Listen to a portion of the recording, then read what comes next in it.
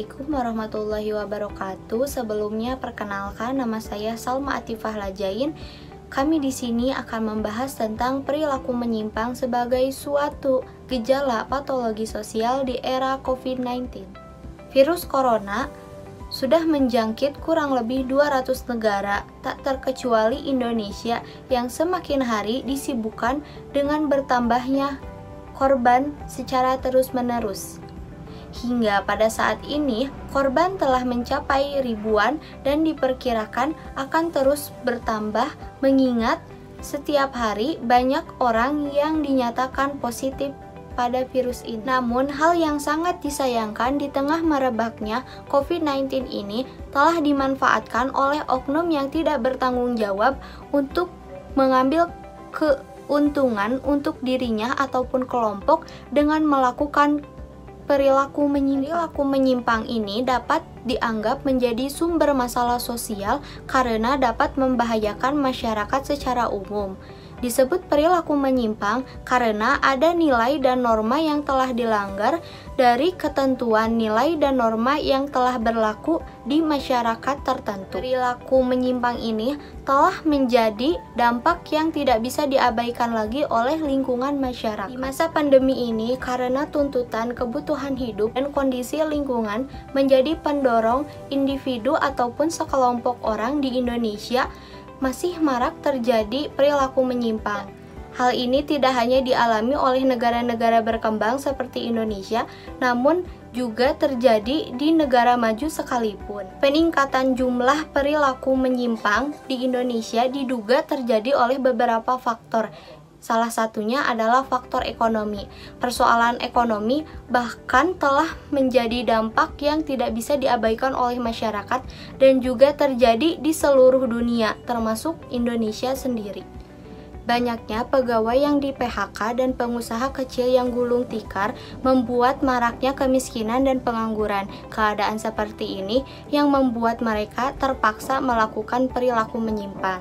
Keadaan seperti ini yang membuat beberapa orang dari mereka melakukan perilaku menyimpang. Sekian dari saya, pembahasan selanjutnya akan dilanjutkan oleh rekan saya yang lain. Baik, bismillahirrahmanirrahim. Saya Elda Dwi Pratiwi dengan NIM 1906323 akan melanjutkan presentasi dari kelompok saya yang mengangkat makalah dengan judul Perilaku menyimpang devian, suatu gejala patologi sosial di masa pandemi COVID-19. Di sini saya akan mempresentasikan atau memaparkan mengenai definisi dan ruang lingkup perilaku menyimpang. Menurut Horton dan Han, perilaku menyimpang didefinisikan sebagai suatu tindakan yang dikategorikan pelanggaran terhadap norma dan nilai yang berlaku dalam kelompok masyarakat. Nah, kemudian apa sih yang menyebabkan seseorang melakukan perilaku menyimpang? Perilaku menyimpang ini pada umumnya disebabkan karena kegagalan menyesuaikan diri atau adaptasi terhadap nilai dan norma yang berlaku dalam masyarakatnya. Nah, selanjutnya berbicara mengenai pengklasifikasian perilaku menyimpang, Norwoki, Jedwi, dan Suyanto mengklasifikasikan perilaku menyimpang ke dalam 3 kategori. Yang pertama yaitu perilaku non-konform, yaitu perilaku yang tidak sesuai dengan etika atau pola-pola yang berlaku pada umumnya dalam masyarakat. Misalnya perilaku non-konform ini mahasiswa pergi ke kampus memakai kaos oblong atau kaos yang biasa dipakai untuk main, padahal harusnya memakai pakaian formal yang sudah menjadi kebiasaan pada umumnya dan sudah menjadi pola perilaku yang diakui kebenarannya. Nah, kemudian yang kedua, perilaku menyimpang asosial, yaitu perilaku yang tidak sesuai dengan kesepakatan kaidah-kaidah sosial yang berlaku dalam masyarakat. Misalnya seseorang menarik diri dari pergaulan, bersikap apatis, enggan bersosialisasi, berinteraksi, itu dianggap sebagai suatu perilaku menyimpang dalam masyarakat karena tidak sesuai dengan kesepakatan atau kebiasaan masyarakat pada umumnya.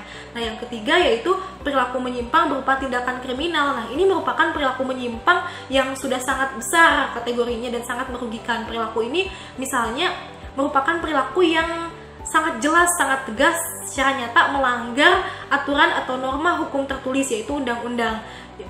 Contohnya yaitu perilaku tindak kriminal berupa pencurian, kemudian pembegalan, dan lain sebagainya yang pada umumnya ini sangat merugikan masyarakat gitu. Kerugiannya itu dapat dirasakan secara langsung oleh masyarakat. Nah, kemudian berbicara mengenai perilaku menyimpang di masa pandemi COVID-19 ini, yang dari berbagai sumber literatur mengatakan terdapat kenaikan perilaku menyimpang. Apa sih yang menyebabkannya gitu? Nah, menurut Talcott Parsons gitu, ketidakberfungsian masyarakat dalam memerankan peran sebagaimana mestinya menimbulkan atau menyebabkan masyarakat ini dalam keadaan sakit, sehingga bisa memicu perilaku menyimpang karena adanya kegagalan dalam memainkan peran sosial sebagaimana mestinya. Nah, di masa pandemi COVID-19 ini tentu saja memang banyak peran-peran sosial yang tidak biasa dilakukan sebagaimana mestinya gitu. Nah, misalnya saja para pekerja sektor informal yang biasanya misalnya berjualan di keramaian, di tempat hiburan, pada masa pandemi ini harus terpaksa work from home gitu, karena aturan yang ditetapkan oleh pemerintah tidak boleh mendekati keramaian untuk memutus mata rantai penyebaran COVID-19. Hal ini dapat menimbulkan suatu kegoncangan atau ketidakmampuan memainkan peran sebagaimana mestinya, misalnya untuk mencukupi kebutuhan hidupnya yang biasanya didapatkan dari sektor informal. Karena sektor informalnya dilarang untuk berjalan sebagaimana mestinya, ini menimbulkan dilematis dalam masyarakat, dan ini dapat memicu perilaku menyimpang, misalnya bisa memicu pencurian, pembegalan, perampokan, dan perilaku-perilaku menyimpang lainnya yang pada umumnya disebabkan oleh disfungsi sosial tadi sebagaimana dijelaskan oleh Talcott Parsons. Nah, demikianlah pemaparan dari saya mengenai definisi dan ruang lingkup penyimpangan perilaku ya, dan juga mengenai perilaku menyimpang di masa pandemi COVID-19. Untuk selanjutnya akan dipaparkan oleh rekan-rekan dari kelompok saya. Wassalamualaikum warahmatullahi wabarakatuh. Terdapat beberapa teori mengenai penyimpangan sosial. Yang pertama ada teori differential association. Teori ini mengatakan bahwa penyimpangan sosial bersumber pada pergaulan yang berbeda dan terjadi melalui proses alih budaya. Seseorang mempelajari perilaku menyimpang melalui pergaulan, misalnya penggunaan narkoba. Yang kedua ada teori labeling. Pandangan teori ini, seseorang melakukan perilaku menyimpang karena proses labeling, pemberian julukan, cap, etiket, dan merek yang diberikan oleh masyarakat secara menyimpang, sehingga menyebabkan seseorang melakukan penyimpangan sosial dengan label yang diberikan. Yang ketiga, teori struktur sosial. Penyimpangan ini bersumber dari struktur sosial, sehingga terjadinya perilaku menyimpang ini sebagai bentuk adaptasi terhadap situasi tertentu. Yang keempat ada teori fungsi. Faktor penyimpang pada setiap individu satu dengan lainnya itu berbeda. Bisa jadi karena keturunan, faktor lingkungan, fisik, atau sosialnya. Yang kelima ada teori konflik. Menurut teori ini mengatakan bahwa perilaku menyimpang hanya dalam pandangan kelas yang berkuasa untuk melindungi kepentingan mereka. Perbandingan antara perilaku devian dan cacat jiwa. Pada umumnya, perilaku menyimpang didefinisikan sebagai perilaku yang dianggap bertentangan dengan norma atau peraturan yang berlaku di masyarakat. Sangat jelas bahwa perilaku menyimpang ini dapat merugikan diri sendiri dan orang lain. Sedangkan cacat jiwa yang biasanya juga dibilang semi-devian, perilaku menyimpang ini biasanya dipengaruhi juga oleh gangguan psikologi seperti demensia, skizofrenia, atau OCD. Gangguan mood seperti gangguan orang-orang yang terkena bipolar dan depresi. Namun, belum dikatakan perilaku yang menyimpang jika tidak membahayakan dirinya sendiri dan orang lain, juga tidak bertentangan dengan norma atau nilai-nilai yang berlaku di masyarakat. Assalamualaikum warahmatullahi wabarakatuh. Perkenalkan, nama saya Muhammad Fauzan Rafi Gunawan dengan NIM 1902667. Saya akan membahas mengenai data-data empiris dari lembaga terkait kasus devian.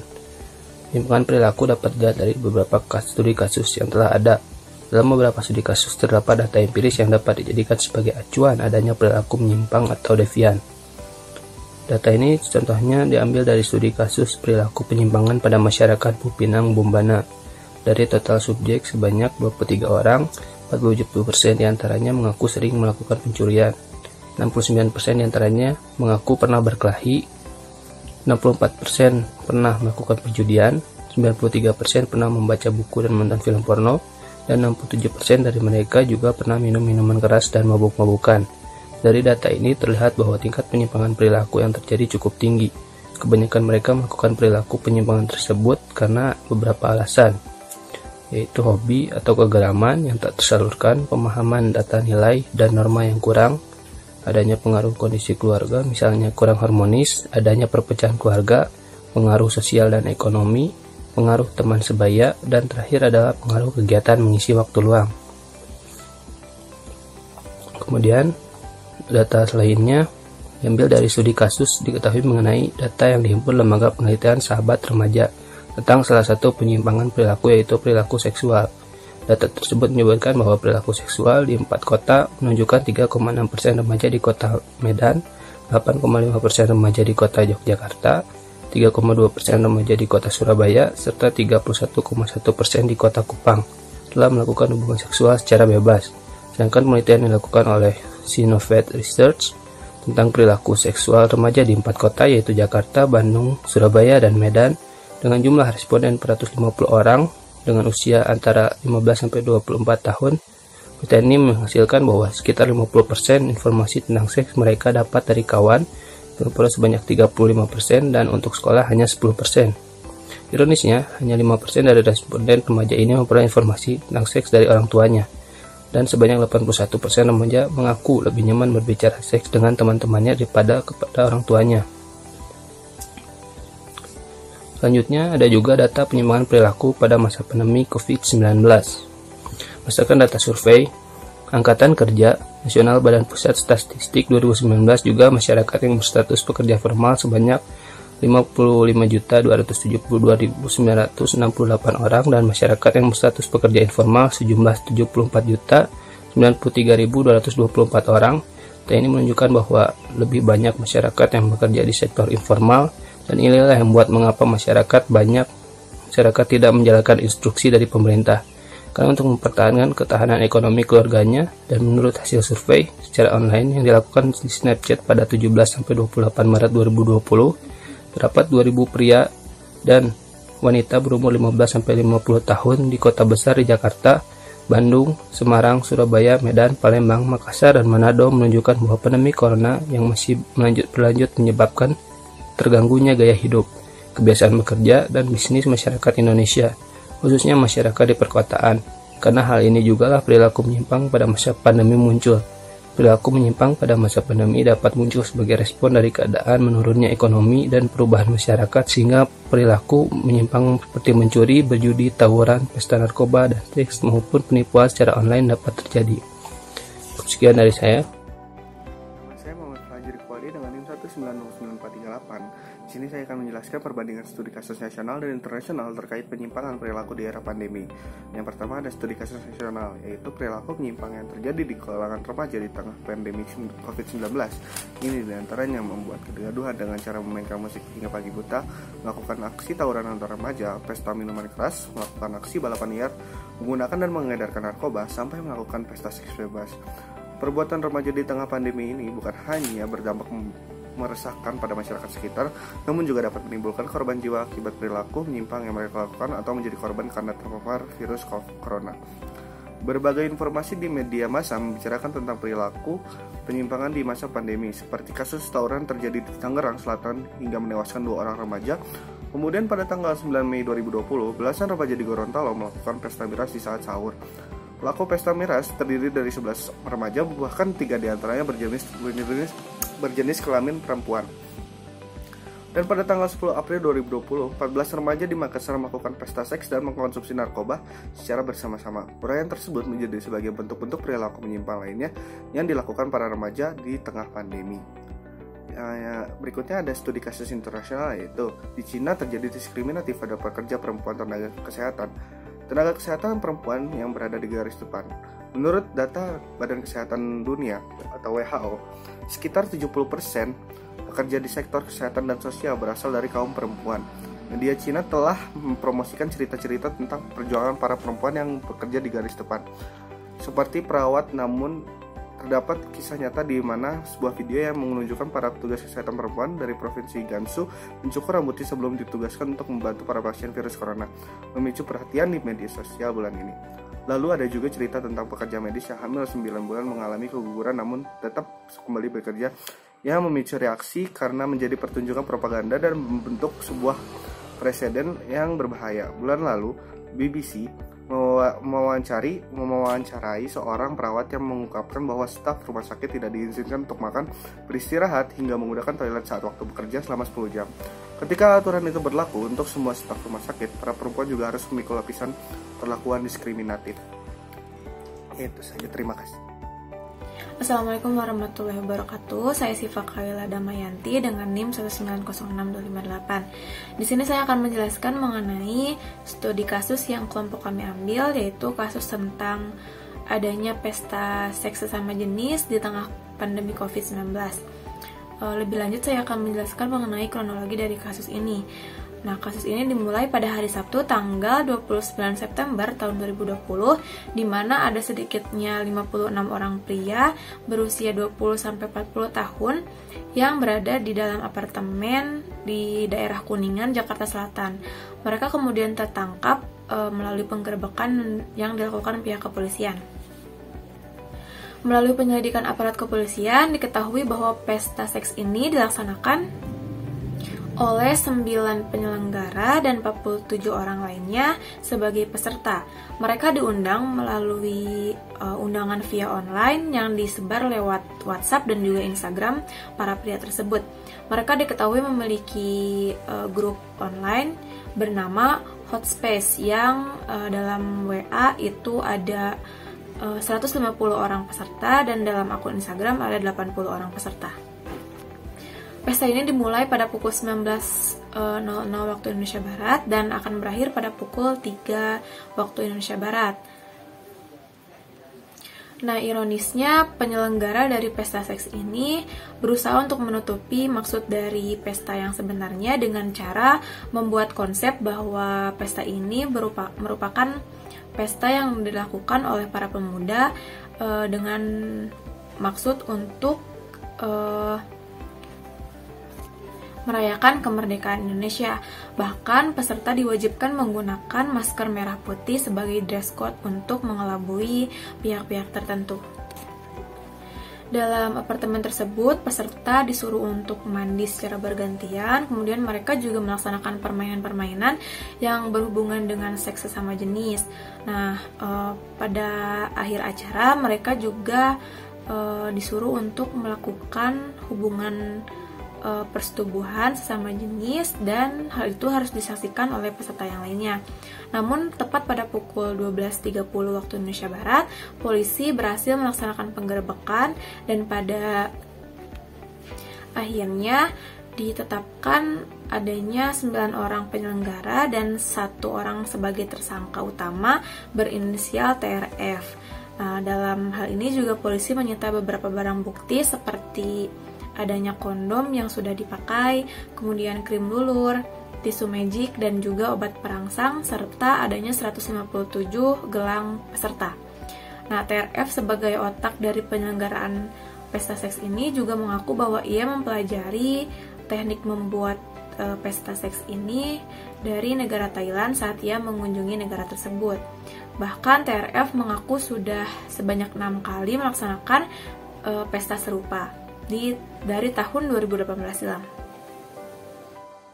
Assalamualaikum warahmatullahi wabarakatuh. Perkenalkan, nama saya Alda Lufia Putri. Pada kesempatan kali ini saya akan menyampaikan sanksi bagi para pelaku yang melakukan pesta gay pada masa pandemi COVID-19.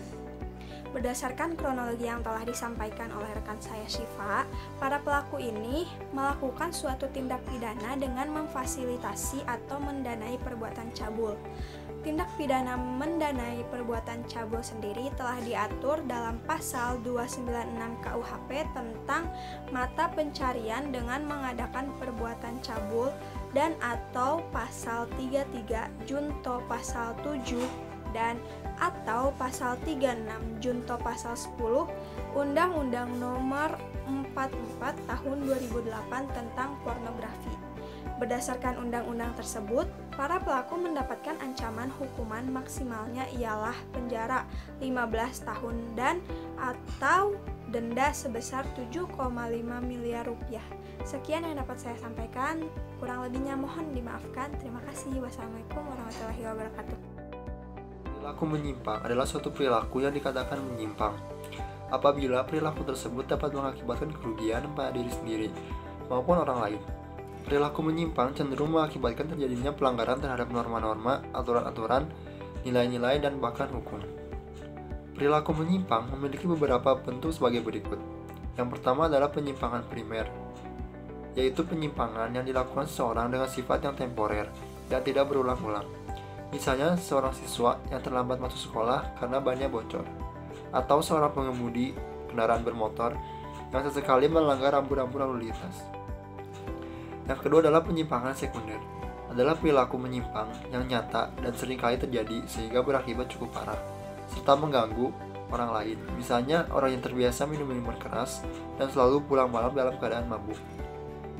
Lalu ada juga yang disebut dengan cacat jiwa atau disebut dengan gangguan jiwa, merupakan masalah psikologi atau perilaku yang ditunjukkan pada individu yang menyebabkan distres, menurunkan kualitas kehidupan, dan disfungsi.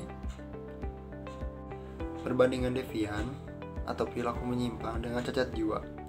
Perilaku menyimpang umumnya didefinisikan sebagai perilaku yang dianggap bertentangan dengan norma atau peraturan yang berlaku di masyarakat. Sangat jelas bahwa perilaku menyimpang yang mana merugikan dirinya sendiri dan orang lain.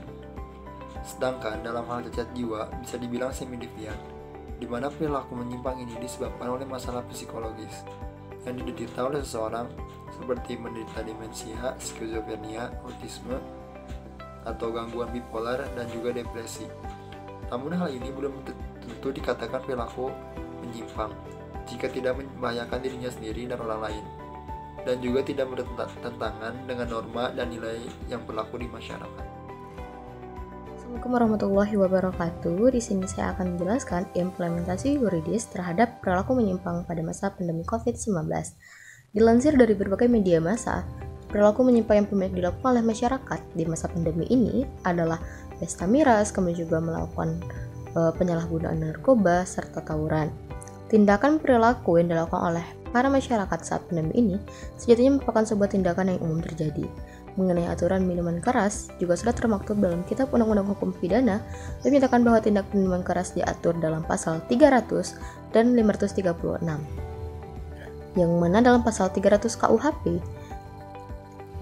dijelaskan bahwa dengan hukuman penjara selama-lamanya 1 tahun atau denda banyaknya 4.500 atas kejahatan barang siapa dengan sengaja menjual atau menyuruh minum-minuman yang memabukkan kepada seseorang yang telah kelihatan nyata mabuk, barang siapa dengan sengaja membuat mabuk seorang anak yang umurnya di bawah 16 tahun, dan barang siapa dengan kekerasan atau ancaman kekerasan dengan sengaja memaksa orang akan minuman-minuman yang memabukkan. Dalam pasal 536 KUHP dijelaskan bahwa barang siapa yang berada di jalan umum dalam keadaan mabuk diancam dengan pidana denda paling banyak Rp225.000. Bila pada waktu melakukan pelanggaran belum lewat 1 tahun sejak adanya pemidanaan yang terjadi, tetap karena pelanggaran yang sama atau yang diterangkan dalam pasal 492, maka pidana denda dapat diganti dengan pidana pengurangan paling lama 3 hari. Bila terjadi pengulangan kedua dalam 1 tahun setelah pemidanaan pertama berakhir dan menjadi tetap, maka dikenakan pidana kurungan paling lama 2 minggu. Dan pada pengulangan ketiga atau lebih dalam 1 tahun setelah pemidanaan yang kemudian karena pengulangan kedua atau lebih menjadi tetap, dikenakan pidana kurungan paling lama 3 bulan. Selain miras, penyalahgunaan narkoba juga diatur dalam Undang-Undang terhadap penyalahguna, dikenakan pada pasal 127 Undang-Undang Nomor 35 Tahun 2009. Mereka terancam hukuman pidana penjara maksimal 4 tahun apabila menggunakan narkotika golongan 1 bagi dirinya sendiri, Apabila didapati alat bukti dan barang bukti lainnya yang mendukung diterapkannya pasal 112 dan 114 atau pasal lainnya, maka tidak menutup kemungkinan terhadap penyalahguna juga bisa dikenakan pasal-pasal pidana selain pasal 127 tersebut. Terima kasih. Assalamualaikum warahmatullahi wabarakatuh. Saya Triani dengan NIM 1901135. Di sini saya akan membahas terkait dampak dan juga penanggulangan penyimpangan sosial.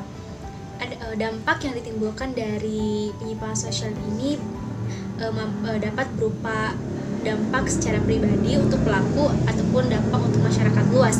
Adapun dampak yang ditimbulkan untuk pelaku secara pribadi diantaranya penyimpangan sosial mampu memberikan perubahan psikologi berupa tekanan mental bagi pelaku. Hal ini terjadi ketika pelaku dikucilkan dan juga diasingkan dari masyarakat.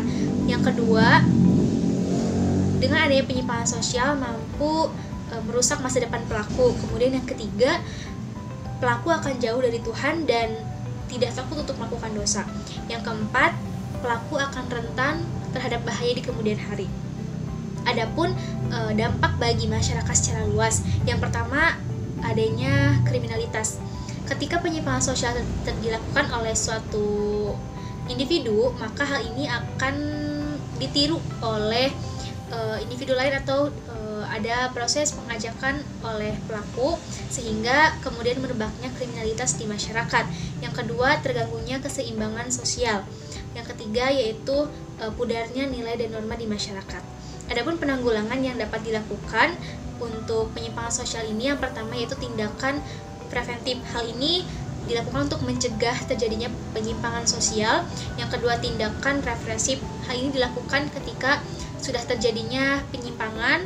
Dan yang ketiga yaitu tindakan kuratif, yaitu nama lainnya disebut sebagai rehabilitasi.